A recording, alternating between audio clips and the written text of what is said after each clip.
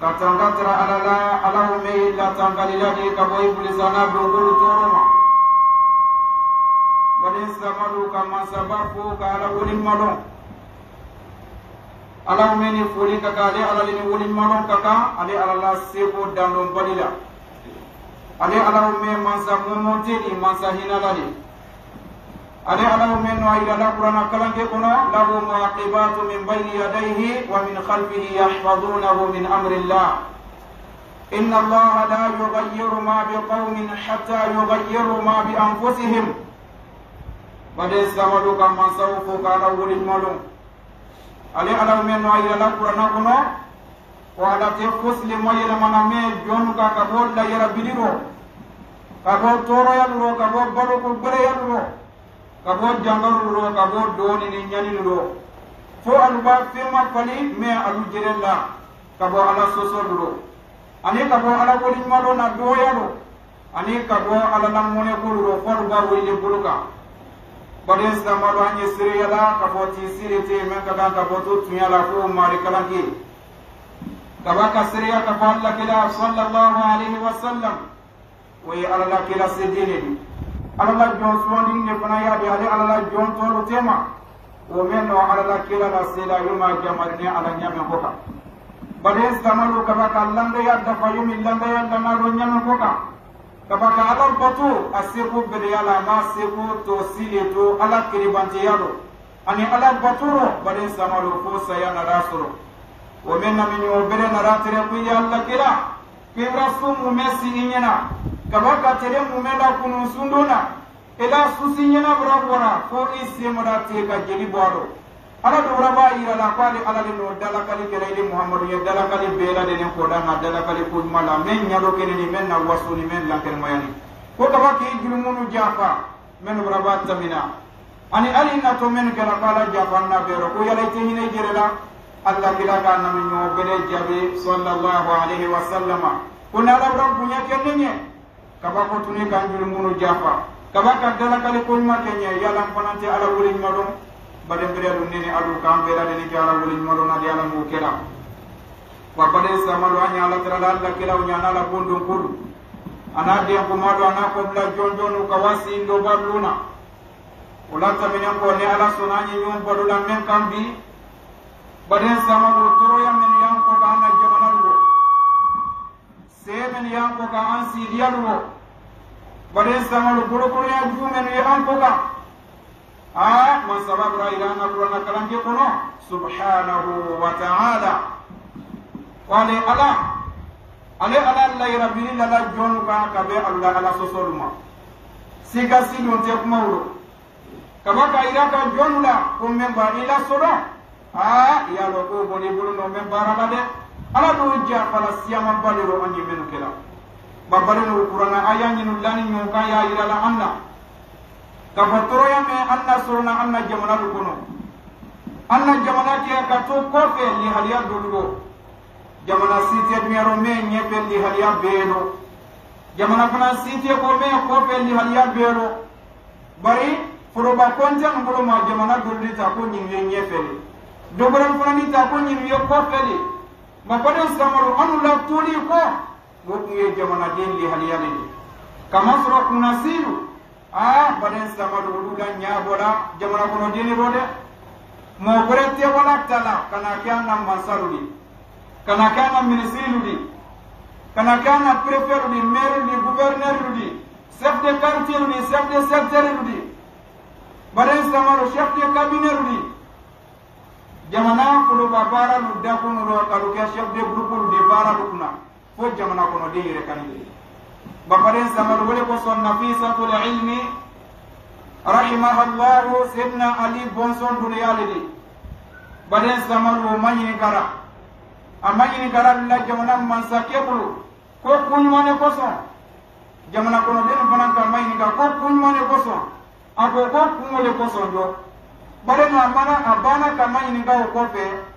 ko ini mansakena alghazu men lati minal nyote kuma masandani men lati minal nyote ko koron manedi ako ko kama takunu yuwalla alaykum parwa ke musumenni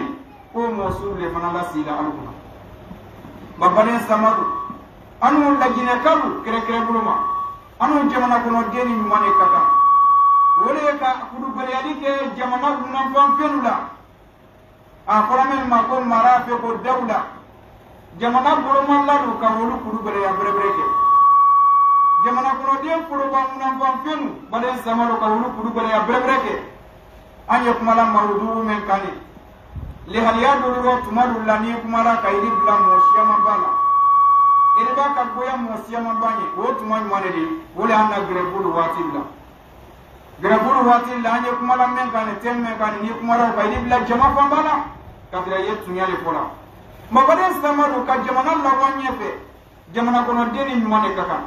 ka kuru bele yali ke jamana una fambinu la me kuru ba fenuli ali kele jamana kono tumamena kele te jamana kono tumamena ne jamana fefe aya fe ka wanye fe jamana kono dem bele jamana la dianyela jamana dona dianye tese wala mune ko wala jamana gouvernement brana femen di me jamana una bana ki sebe do la tangam baren samalu jamana la tanga ki sebe do jamana kono dem una ban fe la tangama yembra ke ila tieli kana se woluma wo islama berebere ya dole dina dole wori banen samalu seli ye dina ro bomba baliri su ye dina ro bomba baliri ala batulu banen samalu wori ye dina ro bomba baliri islama ya sariya na men kala tawqifiyatul ka ko logeni wol ko kani ekini tagore la damu ro fefe ko dina no indo la kala nyamema ba banen samalu wote ni kabwala jamana kono denke ka jula nya jamana bara nyaro yaro ka boye dina dole dige kuma do ya yi fulan na Allah kila kuma kama ke sallallahu alaihi wasallam kona yedo na Allah kila la kuma ro dhimnan wa ilzaman baden samadu bula ko de ko hubbul watani min al iman baden samadu ko fabula kani fabula la dianye ko yedde ngene ya dole di wo yelli man ya dole di balen samalu tamaye ko entaro we mo sebe ya doledi wa we mo robbe ya doledi amana li hal ya tena ma falina fiu funa kana e ko bonu mina sebe la brebre kene ali hal ya tena ma falina fiu balen samalu jamana fa malu e bara la yoro mengo funa ka wuru mina sebe la brebre kene flatewuri ali hal ya tena ma falina fiu jamana gouvernement na la femen de ko population ya to na boala tono boya nyumala fona anka wonu kolu mina sebela wodolle jikolu ko bemeni yebla la quartier ko no suru kono wodolle kuran kolu di kuran men yebla la baden samaru ka wolu la kolu mina sebela ba baden samaru wodolle sila kolu di kasila la danko mina sebela sila tiye kolu sila ro nyaari kolu ka fanta ka wolu bela denima wodolle basi kolu di basi men yenna la ko ka addi baden samaru jamana kono denuma ka corruption bulo ka woluro kurankoro ka corruption bulo ka woluro jingoro ka corruption bulo ka woluro baden samalo école den la composition watinula examen watinula brevet watinula bac watinula ka lomba nya ko ma felo ka wolubaro ne ka enna ni nafisatul ilmi na kumadi baden samalo ne ka corruption men ne kala jamana kono anna jamana ni kono ani jamana bere kono wole jamana la nula tamaysi de tewro amra maliya ka fam go mali amala mukira mabare islamadu nanga mafene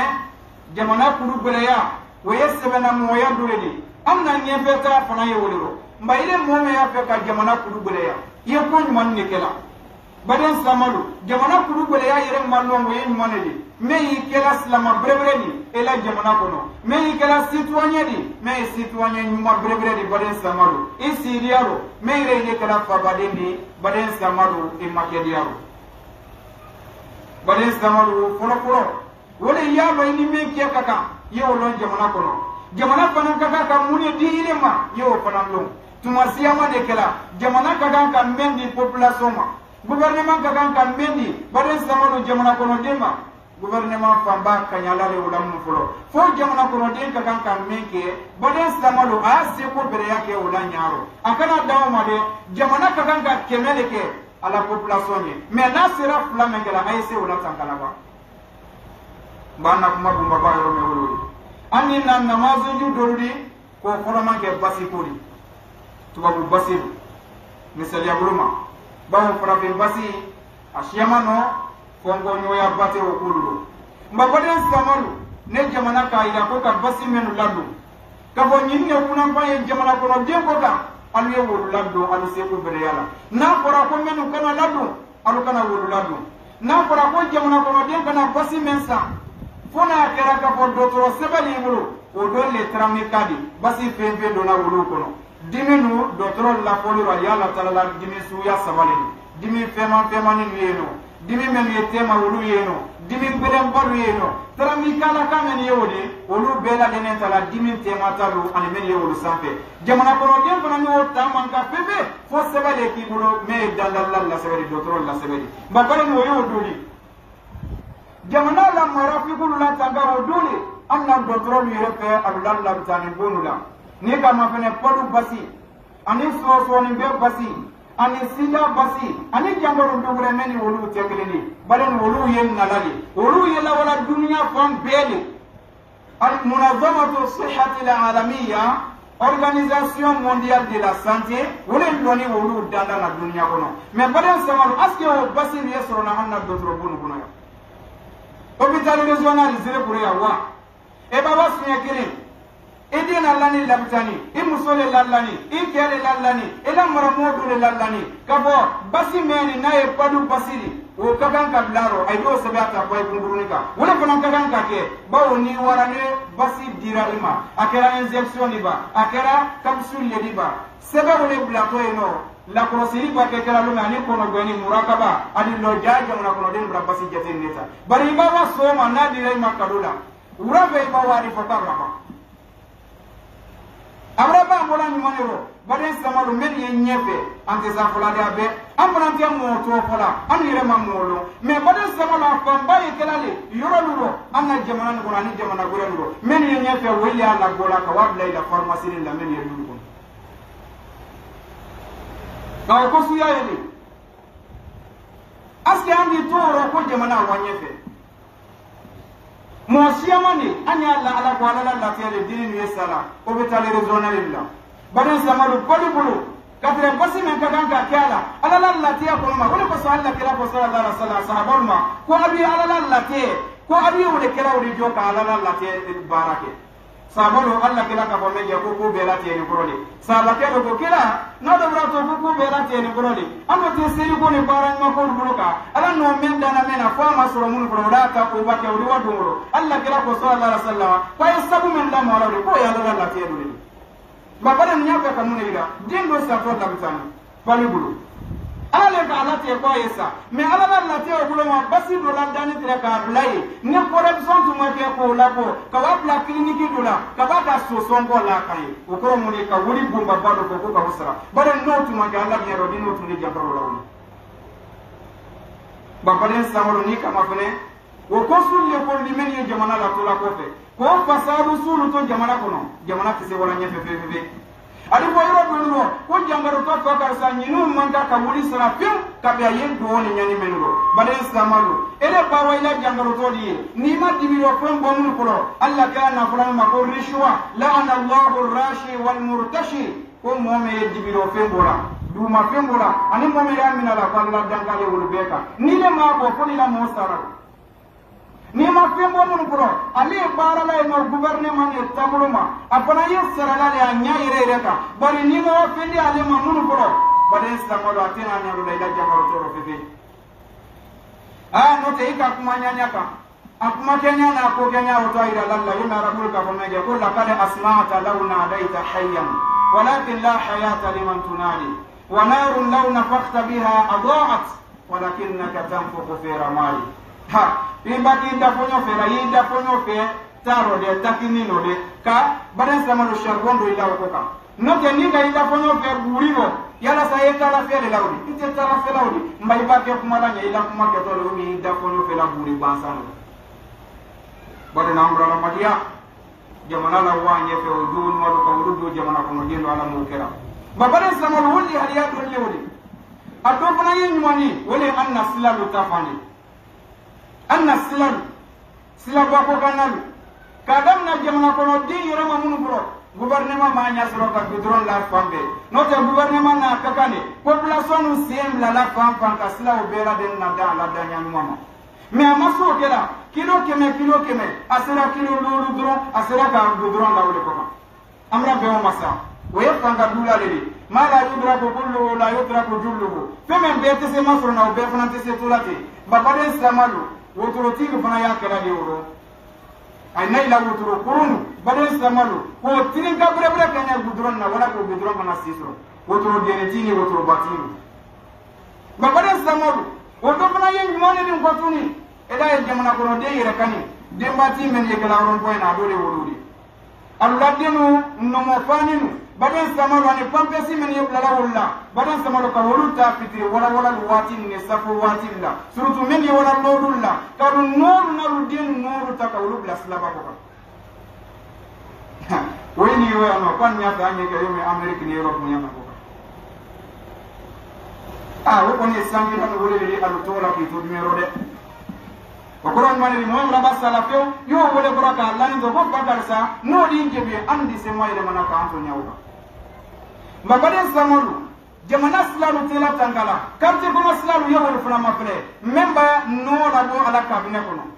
kabo ala kabine tumra fa bra robo abra lu kono la le masa wonya mameni yodi woye woto talaka wolo ke slaba ko ka ko ye slala bena slala bente wori de slaba la bena e puri nyene male talaka wandi ngalu la ko kaba ka fosete gregreve membo ke wole slala dana manino manya ko fiu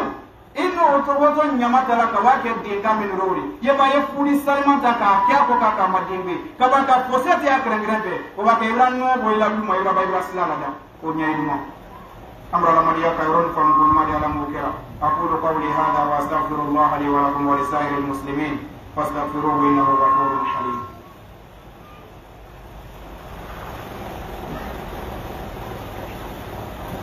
الحمد لله على إحسانه والشكر له على عفوه وامتنانه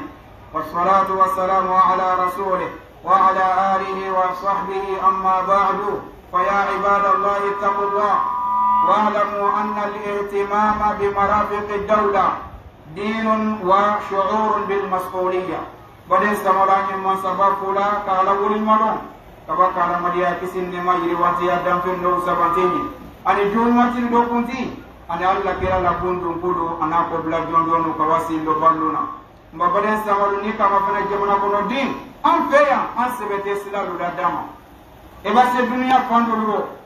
من يكون فلاني wa dunya ko namra bla nyoma anye men do la internet ka gouvernement na ta kan ka baro do ke sala la danno no masi o kela eda e luti demado woludi alu buli tengoro wati dulla baden samal ara di lunguru bla o kama ko ke sala lu la dana baden samal aya la dana juni wala da yirele me bo ko do yabe ko ka sala la juma don soma adala na juma don soma teye o ko be ali wuya kunye ni ko juma do bra o ba teye o funama badan samalu dolu yere di akemen ya la dambuluma ele yere ta nya soro ki bili Allah bulu na nyoga ka contradenta men islala dam ayala dana jonye ayala dana yire nya gouvernement ka la dam alu ka la dam ala dam do jonye ore alu men la luslaya badan samalu mayle kini ta islala dasa ati ko ka dia boyani islamaya sariya bulu wala jamana sariya bulu ko fili kelene jamana barake oti ka dia boyadi ni ka ke o bonile la ponseria ni la moro boyado me mune moro kurunyadi mune sinyo kurunyadi baden samal wole inuru ka wulu ke slaba ko ka moro ni na men dinim la pampesilu ka wulu ta ka la slaba lo ko ka dolu ire ka ke manam finiro ka wabla slaba ko ka ima lo kan la kila ka wulu dankale sallallahu alaihi wasallam alla kila bulu ko slaba ko kana momme ya kariba kila ka blai aldi haketu moni re ko do la nyina le momme re an no ma fa nyena ji ko mata tala ka wulu la slaba ko ka hamanti am molu ye tele mosmala yoro menro hamanti am molu la ji jama na la mi na yoro meno ka wa yoro mano ka yendo koso hamanti ka koso la jiro e bana ko ji milia ere re peno ye jiro me nyi jiro yalo ko molu dangani na Allah kila buluti sallallahu alaihi wasallam babalen samalu wo yedori ka betu makke nyama anta ando la fenga kamme ni na buli tole ka jemona ko din janobla anya lo gouvernement ni doka ka wakanya na tawla wo belero mbalu bana ni men kaka am bana kanya na tawla wo belero mbani men kaka bensi ko bere yake ka tijire na dama duni ba bare no do le kuran boli facture men yena anu jamana ko re haske anya sarala ha mo me ya sarala yo me afonya me wulu ka do afana sarala men nya wulu fana sombedi wala ba kire ngire men boro wo corruption jeli jeli electricien yere ya la dana ali jamana ko no dete gouvernement na islam na dana alu te bolo kade ali wal dimiro islam do bula ko kan wo do idi ka konjerte fakar sabra ay di konjerte to eno ko konjerte bani ne katra lani no edi do fana ye Allah ulama jamana bolo fe wori ro men ro ka la ulama ka ta ke ro wala ko dai la di ko fe no so nyama ko ma ko len go tata wala go bela de mu barmaj go be programme ne la teru ye no jere kan la teru fana ye kama jamana ko siyala mu kera mabade samadu ina ka bayle jamana ko no de ye qur'an en nyosila yiji jaye se usara yiji jaye usara e kana kuma ile man yala dawro men ko na yiji jamana ko no de ni gouvernement te wolu fana na ka ganka bara telena ko ni wolu le teleni ida ko yume woroto e nyama wala ko sa tese nyala ala ko inna allah la yughayyiru ma bi qaumin hatta yughayyiru ma bi anfusihim ala ko nitina anu bola an nyama de nyame mani anye fonu ira de ambo nyama anye nyame kana mai wala ko so karamo ke do le ka ko kana hakiman koni kayi mobra ko do bra ke modo nye menyo mapinye ku yala kwa ka ko do le ke ile bra mamenyo ke kawo kaida ke nyumane ni man sara ala darbi wasal momen ba ta maslala kanyani ka ulisa asilia mais slaro kuni momen yo ko ka ulisa asilia eta ila tromper ani jampanti ale woni basro me woni te kunya lama ene ni modo to bara la idi drama kwambe million tantambo mais fakar sa ile ya la bara la netina la bara nya furna adora ke ne la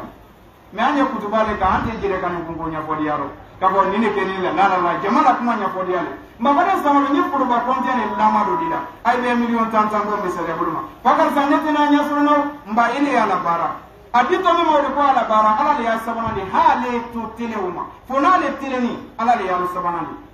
baraka fona ni do bara mais nale ka ro kuru ko baraka mendre bararo odi boro ba la bra se mo se nale don to woni ni ko dem so mulo ma li se million tan se sorona kaba kan ile dina lo ko ki woni mu meti yeni ni odo wali mbat la don so sa nyala kan itere e ba yuma kasilla ko woni mu meti yende bo million bla adi million bla o ta ko di ma million bla bra di ma million tan se bra to ale bulu ala di baraka mu mela ma million bla o isabari yo mina e ka wa ko e ka wa ba ko ni ka yi wa kale ka million bla o la bara sangela sampla e la million bla o di ke million ke me bla di million tan se me ale bulu ale di ba o la kaba kan nyaba kaba ka wa koloro kaba woro atenya so ayre mo ale na ko mo gode mo corruption no do wala ko so anya ji anya ma bo fasadula anya ma bo tilembaliala anya ma bo tinyelila mbabare samalo ko men ye jamana la no rawo dole wululi o dole fana ye fobielu la dani jamana ko no dien doruke demisana moluro hamanta ali men demisante greni ki bambaro mina kuma sebela ka ke jamana wuri lu falsifiedi wolu te jamana la wala nya fede wolu ye jamana ro no lali olu ye jamana la tora ko fere men fana ya barakela baraka fana te na wuri wuro ba wuri rete ba bare samalu ko men ye jamana la nura oro ko babalu o dole wuru islam ka ka ki jantu menro ka ba ko tuni ki ulama janyama ba bare samalu ko men ye anna nura ne ka en kaira kutuba damnaro ngwaje badula men kan li hariya do roiba ko edi bla anu demisen la katran sone o doye moneli wole jamana ko no denu surtout anu farafin kere bulu ma anu farafinati le be fon anye kodo kala tazawuratul watila moni e bola mege kalu bila silaba ko ka nal ne gouvernement fora nyongo kuranguro hamante jiguro hamante mansaya guro anu nyonolo baden samalu wol maneni wole ihraku marafiq ad-dawla jamana munan pamadiyan kawabu rujeni kataki alu ha masbaku ba anye mege la jela anga ga amma go ko min lawdo ko mbaba dole wolori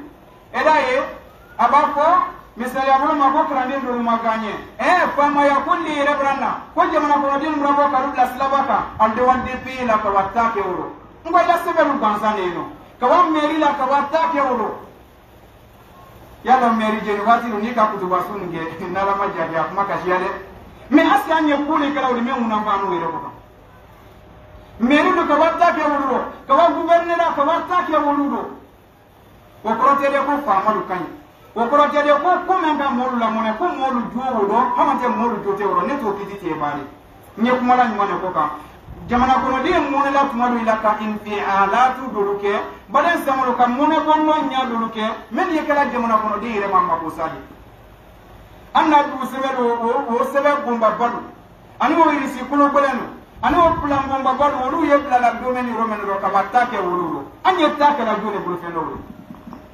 yetta kala ro me ka mendre chef de cabinet di no wonna to kola le o ne saya ma turu musuka boy retraite de acteur musuka boy no hamante jangaro hamante adi ko ka wala wa fando gurero me ayda sebe menu jenni wori do ka boyla du sebe do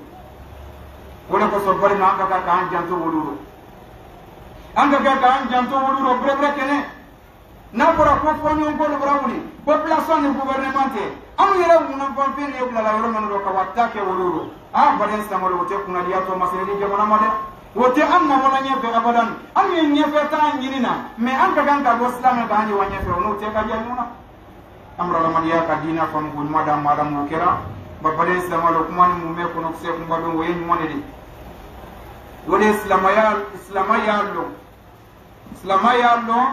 kabo ko islamaya do gumbaba o dole seri ni sunudi ani ala batulu afoni men ma kwiki ni tala ka ni tabwaka bari ya ro kala dante wudi de eke kila jamana la dianye kabaka na kudu bele ya jamana hakeme ni ile koka be dengele ni kamulu ta sebela wori da ke jamana fana ni se an hage dilama bawo men ire jamana marala we anu yere li bare samal we kili aplana meni anya Allah kabo anna mona lu watilla anya tola meke ka jamana bulo fenu jeni anya yire kan ne jenna na jire bulo fenu